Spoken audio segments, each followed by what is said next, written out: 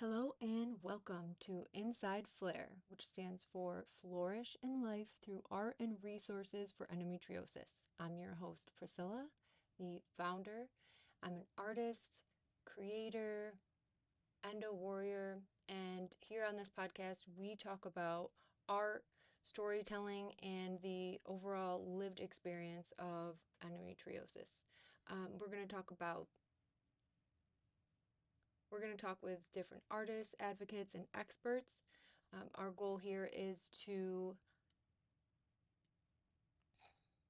here on this podcast, we are all about art, education, and advocacy. Today, I want to talk with you about our newest project called Blaze. I recently shared a post on Instagram, and I just wanted to hop on here and talk about it a little bit more. So, Blazing a Path is all about redefining the word flair from dread to empowerment. There's more about this on the website, and if you click on the link on our Instagram, you can fill out the interest form. I want to collect as many participants as possible, with our end goal being to show this fabric in our first art exhibition in September. So, redefining the word flair. I personally feel like for too long the word flair, when I hear it, I don't know about you or anybody else listening, gives me anxiety. It's stressful, it's pain, it's all not good things. And I want to change that. I want to turn it into more of a word that is empowering, that inspires hope and change. And my idea to do that is through a art project where we collaborate by sharing and passing along a fabric. It is, and if you check out the pictures online, the picture shown is me wearing a yellow, beautiful tablecloth from my second daughter's first birthday. Still in the works of exactly which fabric that will be, and I have an idea for an artist that actually does silk marbling. If you guys have any ideas, send me an email of another artist, possibly. All right, so you can see in the images the fabric flowing. Yes, I turned on a fan, and yes, these images that you see are generated by AI. My personal opinion is the best use of it so far. I love it. Amazing. AI is amazing, helping bring, as far as this project, visions to life to help people understand. All right, the project. So the concept seems simple, but I want to make sure that the message is loud and clear. And that is that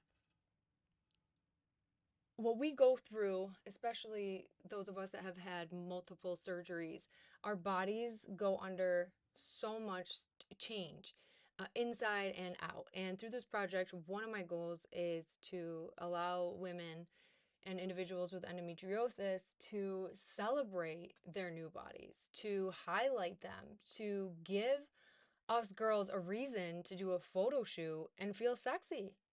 Um, and you can see it in the pictures here, at least that's what I was going for. And to also invite any photographer friends that you might have. We're going to tell our story about endometriosis along with the photographs. I will be sharing a document that has all of the rules, or, the steps, the important guidelines in for the project. For example, uh, just making sure that you feel safe and how much of your body to show. You can see in some of the images, some women, they're not wearing a top. I'm not wearing a shirt. I had the cloth be my shirt, but that doesn't have to be the case for you. Ideally, I'd love the blue jean style, trying to kind of keep us all in uniform, but also is not the end of the world if you don't do that. Um, Things like making sure you wash the fabric and also how to care for it. So another big part of Flair is educating people on art. And one component that I feel like is not, always a big part, should be, depending on, is art handling. So what makes something art? Well, going into this project in advance, understanding that this piece will be in the final art show as a work of art itself, helps anyone who's participating to, again, care for it gently. That type of thing is really important. I try to teach this with my students, back in the day, little kids and the high schoolers, just about how important it is to keep a work of art intact, especially with the meaning and resemblance behind it. Symbolism, my goodness. All right. First time talking about this out loud to myself. Other things like how to get the photos to me and how to get the fabric to the next participant. So again, that document will be shared. It's really important to me that we learn together about respecting one another. That could be as far as just hearing, understanding, learning. This project encompasses so much to what Flair stands for and believes in. Everything from art education and chronic illness awareness. All right. If anybody has any questions, definitely please reach out to me.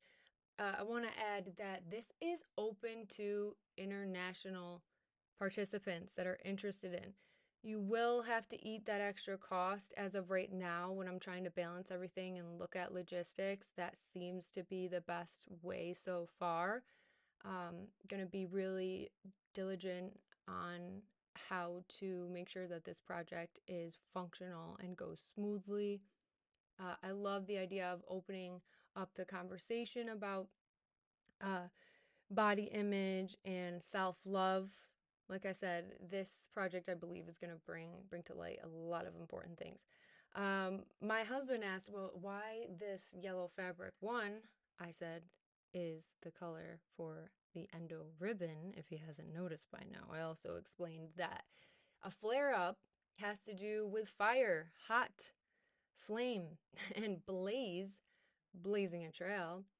Those small embers that all together, when they rise, are a beautiful, sparkling beginning of, again, blazing a path, the trail, opening up, shining a light.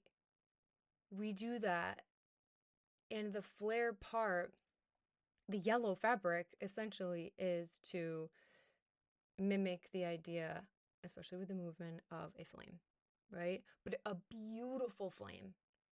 A beautiful flame. Like I said, reclaiming that word flare, not so much that you hear that you're like, oh, crouching over, I need my heating pad. Like, where's the Advil?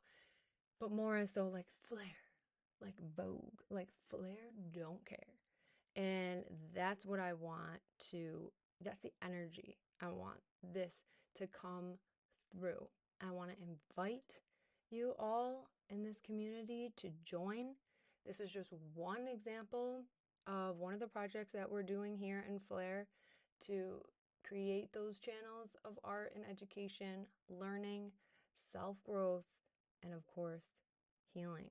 So, with that being said, thank you for listening. Thank you for being here. Keep creating and keep healing. See you next time.